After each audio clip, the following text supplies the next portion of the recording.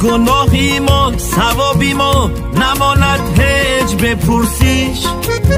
یگان بازار در دو دهر به سنگ و ترازو نیست.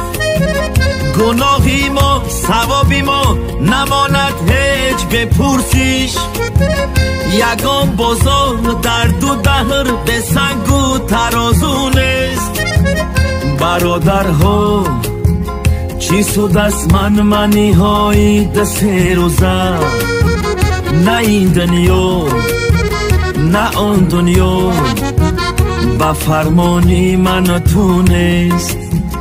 برادرها چی سود از منی های دست روزه، نه این دنیا نه آن دنیا با فرمانی من تو نیست.